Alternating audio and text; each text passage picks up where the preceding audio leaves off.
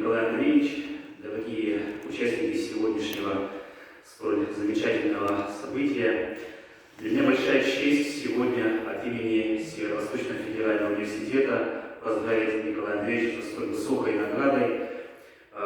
Николай Андреевич, я скажу, большой друг нашего университета.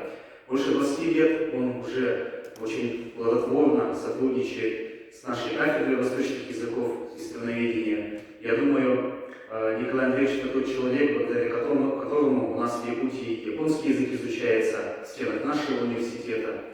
Вот. И Николай Андреевич, как уже здесь сегодня многие отметили, действительно, я, наверное, не преувеличу, если скажу, что у многих из здесь сидящих и с таком вот словосочетанием «Саха-Якутия» на ум приходит, мне кажется, обязательно Николай Андреевич. Он действительно очень большой, скажем так, человек, который продвигает, пропагандирует, популяризирует у нас в Якутии и японскую культуру, японский язык.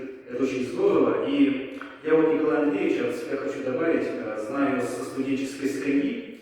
Вот. И, честно сказать, Николай Андреевич для многих из нас был своего рода образцом для подражания, потому что мы слушали Николая Андреевича, он приходил к нам, он наставлял нас.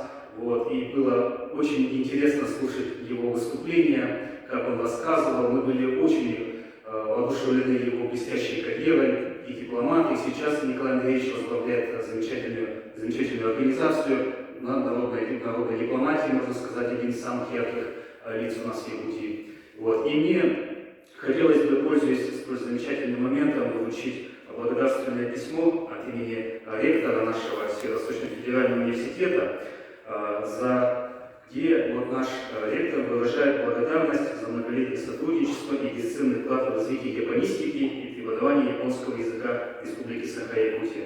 Николай Андреевич, большая честь, я очень рад, и вот вручаю от имени ректора.